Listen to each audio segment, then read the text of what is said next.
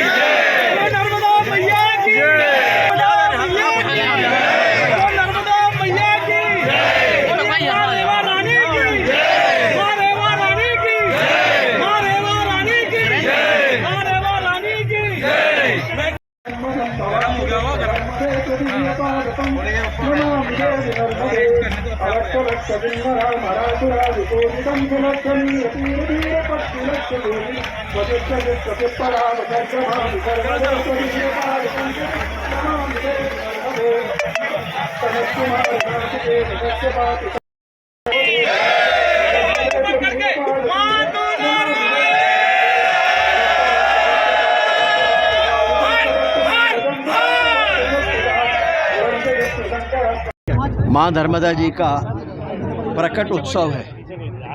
माँ ने जन्म नहीं लिया, माँ प्रकट हुई है और इसलिए मैंने सभी से विनम्र आग्रह किया था कि हम इसे प्राकट्य उत्सव के रूप में ही कहें और मनाएं।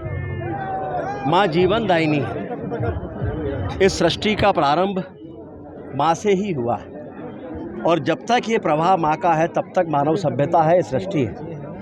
सृष्टि के प्रारंभ से सृष्टि के अंत तक केवल माँ ही रहने वाली है। इसलिए आदि गुरु भगवान शंकराचार्य जी ने भी ये कहा है कि सारे तीर्थों के दर्शन से, अन्य नदियों में स्नान से जो पुण्य और फल की प्राप्ति होती है वो माँ नर्मदा जी के दर्शन मात्र से होती है। और इसलिए माँ मोक्षदायिनी भी हैं, माँ भोग भी देती है, माँ वैराग्य भी देती है और इसलिए माँ की महिमा अपरंपार है। विश्व में एक ही प्रवाह है ये ऐसा जिनकी परिक्रमा होती है और परिक्रमा के अवसर पर लोगों को जो अद्भुत अनुभूतियाँ होती हैं वो विरली हैं। उसका प्रमाण कहीं और नहीं मिलता और इसलिए माँ के कहा जाता है कि कण कण में शंकर हैं। माँ के दोनों तरफ सिद्धों की भरमार है। इसलिए माँ का तट पावन माना गया है। हम सबकी जिम्मेदारी है कि जब माँ का प्रकट उत्सव हम भक्ति भाव के साथ मनाते हैं तो अपनी जिम्मेदारी का निर्वहन भी हम करें। वो जिम्मेदारी है माँ को स्वच्छ, सदा नीर और निर्मल रखने की और सब हम अपने अपने हिस्से का योगदान देंगे तो सृष्टि के प्रारंभ से तो माँ ने हम सभी को बहुत कुछ दिया है, लेकिन सृष्टि के अंत तक हम मानव सभ्यता को बचा कर रख सकेंगे।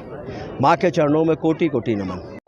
देखिए, ये केवल सरकार और प्रशासन के निर्णय मात्र से ये नहीं हो सकता।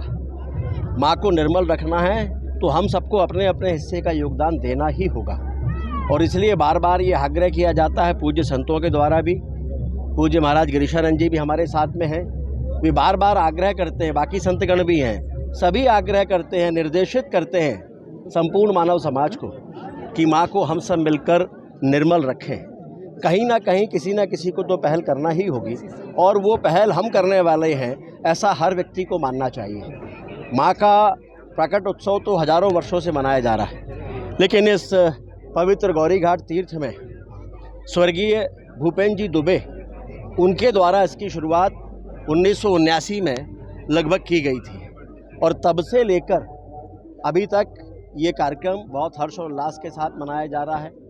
इस बार संतों की आज्ञा से बहुत सारे प्रयास यहाँ पर हुए हैं और जिसके कारण से माँ के दर्शन निर्विघ्न हो पा रहे हैं स्वच्छता के साथ। सरयू की तर्ज पर हम बनाएंगे। जब केवल रिवर फ्रंट हम कहते हैं तो उससे केवल और केवल पर्यटन की अनुभूति होती है और केवल लगता है कि कोई पर्यटन स्थल बनने जा रहा है। ये पर्यटन के साथ साथ ये दर्शनीय और आध्यात्मिक महत्व का स्थान है और इसलिए हमने कहा है कि सरयू की तर्ज पर माँ के तट को विकसित किया जाएगा। इसका डीपीआर तैयार हो रहा है। शीघ्र ही Madhya Pradesh road development corporation के अधिकारियों के साथ मैं स्वयं भी सरयू जाने वाला हूँ, एक बार वहाँ की सारी चीज़ों को देखकर, ताकि यहाँ का डीपीआर और आगामी निर्माण में उसको लेकर हमें आसानी हो सके।